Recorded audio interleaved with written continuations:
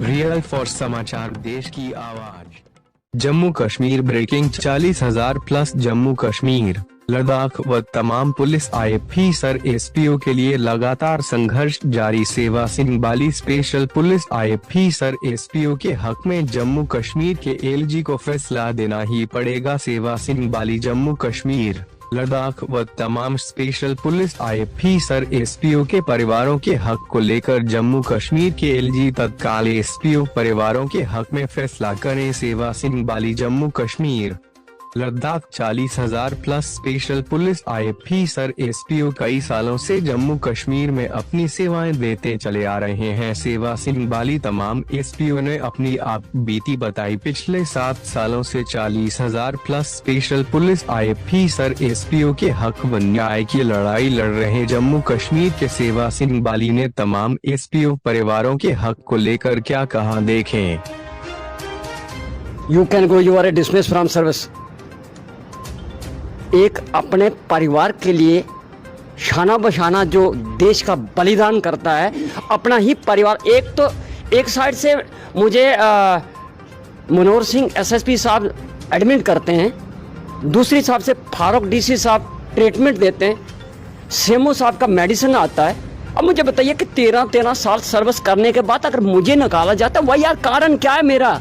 एक तो मेरे परिवार के मारे गए थे और पूरे तमाम दुनिया जानती है। और ये तो तमाम जितने भी जो यहाँ जवान जो दिख रहे हैं, ये 1994, 1998 और 2001 के भर्ती के 27/8 2001 की तो मेरी ज्वाइनिंग रिपोर्ट है।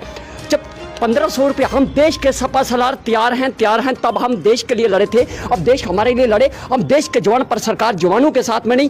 उस वक्त जब मिलिटेंसी पीक पर थी, दोनों पार्टियों ने वेपन दे के रखा, गरीब तबके के लोगों को मरवाया गया, किसी भी जाति का हो। सारी दुनिया वो इस्तेमाल करती है, वो की जगह किसी भी शख्स ने इस्तेमाल नहीं किया है। उसके बाद हमें वेपन दिया, 1500 की सैलरी के ऊपर हम फाका कशी का शिकार हुए। अगर एंगेज हुए होते, मुझे जब मेरा इलाके के अंदर मेरा परिवार जो मारा गया था पूरा, और तमाम भाइयों के परिवार मारे गए हैं, गोलियां खाए गए, उन माता बहनों का क्या कसूर था? उनका एक बेटा देश के लिए शहीद हुआ था। जो साइटेशन है यहाँ पूरी पेंडिंग पड़ी है। आगे district Reasi police station Arnas और ठाकरा कोट तहसील है, वहाँ पे हमें इन्फॉर्मेशन मिली। मैं उस वक्त डिस्ट्रिक्ट रियासी में एज ए एसपीओ ड्यूटी करता था, लेकिन स्पेशल ग्रुप इंचार्ज था मैं।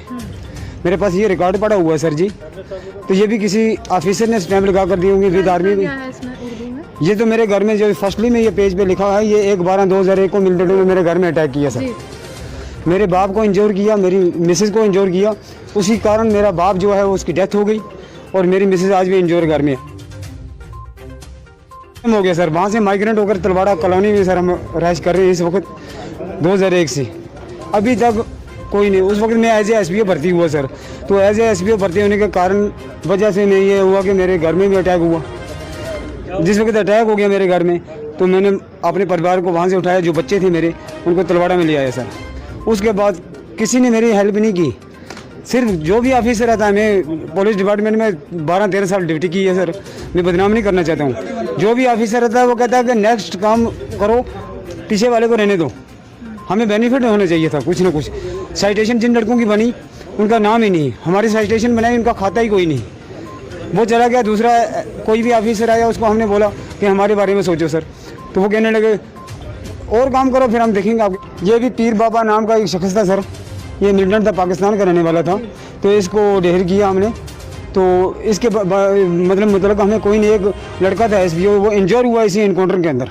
उसको आज दिन तक कोई बेनिफिट नहीं, वो इससे सर्विस से डिस्चार्ज कर दिया गया सर। उसको भी कोई हमें डीएसपी साहब ने बोला था आप लतीफ़, ये हमारा ग्रुप कमांडर था जिस वक्त। डीएसपी ने बोला जो लतीफ़ 3 दिन के अंदर मुझे 3 मुड़ियाँ चाहिए मिलिटेंटों की।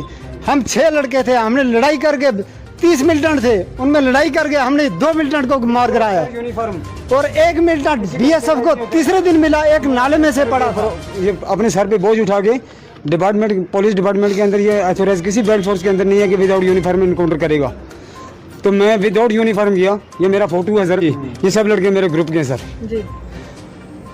तो हमें अफसोस आता है, इसलिए मैं ये रिक्वेस्ट करना चाहता हूँ कि हमारे जितने भी डिसएंगेज एसपीओ हैं उनको बाहर किया जाए, उनके बारे में सोचा जाए, उनको बेनिफिट दिया जाए।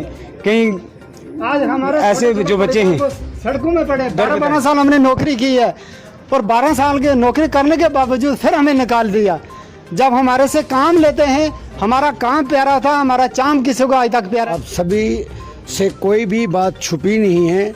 जिस तरीके से पिछले 6-7 साल से मैं चीख चीख के बोल रहा हूँ, देश के प्रधानमंत्री तक मैं पहुँचा हूँ, ऑन रिकॉर्ड है, मेरे पास लेटर मौजूद हैं, देश के होम मिनिस्टर साहब के पास पहुँचा हूँ। आज मैंने कुछ बैनर बना के रखे थे, जिन जिन दिग्गज नेताओं के साथ मेरी मुलाकात हुई है उनका फोटोग्राफ भी यहाँ पर, ताकि यहाँ के जम्मू कश्मीर के गवर्नर जो एलजी साहब है उनको थोड़ा एहसास हो कि ये बात जो है जम्मू कश्मीर की बात बड़े दूर तक चली गई है। हमने बार बार इनकी आवाज़ को उठाया, हमने सिंपल ये डिमांड की है ऑनरेबल होम मिनिस्टर साहब से। उन्होंने लिख के दिया है प्रिंसिपल सेक्रेटरी होम को और director general police Jammu Kashmir को कि इनको रीएंगेज कर दिया जाए।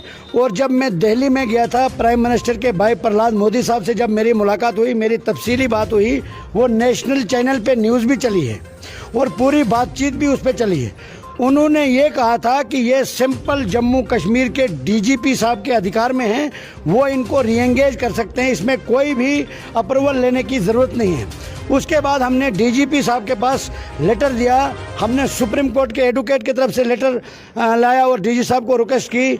उसके बाद होम मिनिस्टर साहब को एक मेमोरेंडम दिया, उन्होंने लिखा। उसके बाद जब कुछ भी इनका नहीं हुआ तो हमने आरटीआई फाइल कर दी सुप्रीम कोर्ट ऑफ इंडिया की तरफ से। उनसे जम्मू कश्मीर के डीजीपी साहब से ये पूछा गया कि जो होम मिनिस्टर साहब का जो लेटर आया है इन फेवर ऑफ डिसएंगेज एसपीओज, उनके बारे में आपका क्या जवाब है थ्रू आरटीआई। तो उसमें अब एक बहुत अच्छी बात है कि डीजी साहब ने उसका जो रिप्लाई दिया है, उन्होंने एक अच्छी मतलब संकेत जो है हमें देखने को मिलते हैं, क्योंकि उसमें उन्होंने ये लिखा है कि इनका जो मैटर है, जो ऑनरेबल होम मिनिस्टर ने हमें लिखा है और सुप्रीम कोर्ट के एडवोकेट साहब ने जो लिखा है, उन लेटर्स को, उन कागजात को हमने आईजी जम्मू और आईजी कश्मीर को फॉरवर्ड कर दिया है। वो डीजी साहब ने बाकायदा तौर पर बजरिया आरटीआई रिप्लाई में कहा है, वो कागज़ मेरे पास मौजूद हैं। और हम ये डिमांड करते हैं कि जम्मू कश्मीर में जितने भी डिसएंगेज एसपीओज भाई हैं जो यहाँ पर आए भी हैं, जिनकी लिस्ट हमारे पास मौजूद हैं, जिन्होंने योगदान दिया है, जिन्होंने मिलिटेंसी में काम किया है, उनको तुरंत बहाल किया जाए। नंबर 2, जो हमारे जम्मू कश्मीर लद्दाख के अंदर जो एसपीओज हैं, उनके नोटिस इशू हो चुके हैं, उनको रेगुलर करने के लिए और उनकी सैलरी कांस्टेबल के बराबर करने के लिए उसका रिप्लाई हमने होम मिनिस्टर साहब को बताया था। और एलजी साहब से हम गुजारिश करना चाहते हैं कि वो डीजी साहब को और प्रिंसिपल सेक्रेटरी होम को कहें कि उस रिप्लाई को जवाब फौरी तौर पर दिया जाए। और जो रिटायर्ड किए गए एसपीओज विदाउट रिटायरमेंट बेनिफिट 60 साल सर्विस करने के बाद उनको एक हाथ डाल के घर भेज दिया, मुझे नहीं लगता है कि ये उनके साथ इंसाफ है। वो भी हम मांग करते हैं आप एलजी साहब से कि उनको भी कम से कम कुछ रिटायरमेंट बेनिफिट। रियल फॉर समाचार, देश की आवाज़।